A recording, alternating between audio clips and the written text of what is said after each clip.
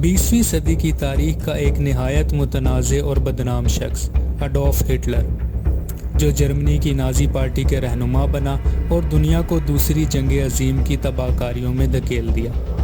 Hitler کی شخصیت اور نظریات نے نہ صرف یورپ بلکہ پوری دنیا کی تاریخ پر گہرے اثرات مرتب کیے۔ اڈولف ہٹلر 20 اپریل 1899 کو آسٹریا کے ایک چھوٹے سے قصبے براناؤ میں پیدا ہوا۔ ہٹلر کا تعلق ایک متوسط گھرانے سے تھا اور اس کے والد ایک سرکاری ملازم تھے۔ ہٹلر نے اپنے والد کی سختی اور غیر متوازن رویے سے بچپن میں ہی اختلافات ظاہر کیے۔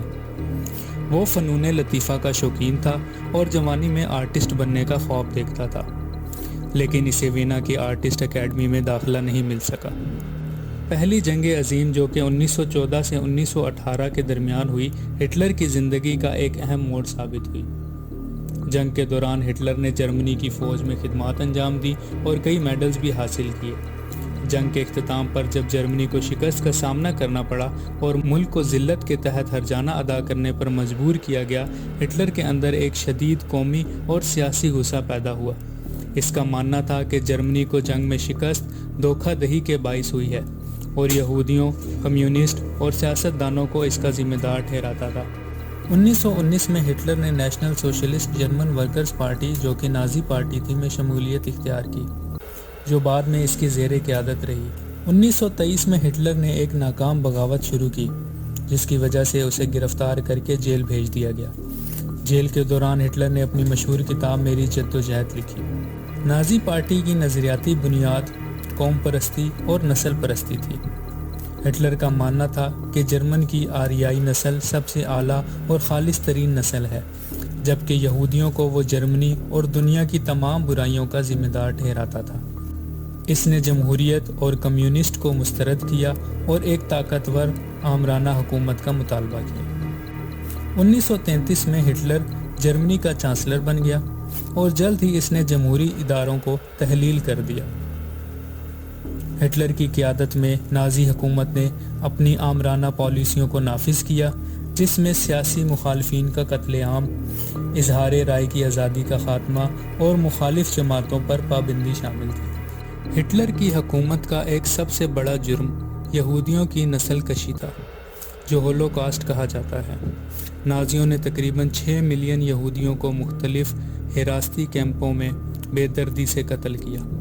یہ قتل عام نازی نظریات کے تحت کیا گیا، جو یہودیوں کو انسانیت کے دشمن تصور کرتے تھے۔ ہٹلر کی پالیسیوں کے تحت دیگر اقلیتی گروہ جیسے روما، خانہ بدوش، معذور افراد اور ہم جنس پرست شامل تھے۔ ہٹلر نے جرمنی کو عظیم طاقت بنانے اور یورپ پر جرمنی کی بالادستی قائم کرنے کے لیے ایک جارحانہ خارجہ پالیسی اپنائی۔ 1939 میں ہٹلر کی قیادت میں جرمنی نے پولینڈ پر حملہ کیا، جس کے نتیجے میں دوسری جنگ عظیم کا آغاز ہوا۔ جرمنی نے ابتدائی سالوں میں بڑی کامیابیاں حاصل کی اور بیشتر یورپ پر قبضہ کر لیا۔ تاہم 1941 میں سوویت یونین پر حملہ اور 1941 میں امریکہ کی جنگ میں شمولیت نے ہٹلر کی فوجی مہارت کو ناکامیوں کا شکار بنا دیا۔ 1944 کے بعد اتحادی افواج نے جرمنی کو مسلسل شکست دی اور جرمنی کے لیے جنگی صورتحال مزید خراب ہو گئی۔ اپریل 1944 سے 1945 میں جب اتحادی افواج برلن کے قریب پہنچ چکی تھی، ہٹلر نے اپنے بنکر میں خودکشی کر لی۔ اس کی موت کے بعد نازی حکومت کا خاتمہ ہوا اور جنگ کا اختتام ہوا۔ ہٹلر نے ایک ایسی جنگ چھیڑی جس میں کروڑوں افراد ہلاک ہوئے، شہر تباہ ہو گئے اور عالمی تاریخ کا نقشہ ہمیشہ کے لیے بدل گیا۔ ہولوکاسٹ کی وحشیانہ نسل کشی نے انسانیت کے ضمیر پر گہرا داغ چھوڑا، لیکن اس کی شخصیت نے یہ بھی ظاہر کیا کہ کس طرح عوامی حمایت اور طاقت کا غلط استعمال ایک پوری قوم کو تباہی کی طرف دھکیل سکتا ہے۔ ہٹلر کی زندگی اور موت ایک سبق آموز داستان ہے کہ نفرت، تعصب اور انتہا پسندانہ قوم پرستی کے نتائج کتنے خوفناک ہو سکتے ہیں۔ اقوام متحدہ کا قیام اور انسانی حقوق کے بین الاقوامی معاہدے ہٹلر کے جرائم کے رد عمل میں تشکیل دیے گئے۔ ہٹلر کی وراثت ہمیں یاد دلاتی ہے کہ عالمی امن اور انصاف کو برقرار رکھنے کے لیے ہمیں نفرت، تعصب اور ظلم کے خلاف ہمیشہ چوکنا رہنا چاہیے۔ اڈولف ہٹلر کی کہانی ایک نسل پرستی اور اقتدار کے نشے کی کہانی ہے۔ اس نے اپنے ذاتی اور سیاسی نظریات کو دنیا پر مسلط کرنے کی کوشش کی، جس کے نتیجے میں دنیا کو عظیم ترین جنگ اور قتل و غارت کا سامنا کرنا پڑا، اور تاریخ کے طالب علموں کے لیے یہ ضروری ہے کہ وہ اس کی زندگی پر مطالعہ کریں اور اس کو دیکھیں تاکہ مستقبل میں ایسے واقعات دوبارہ نہ ہو سکیں۔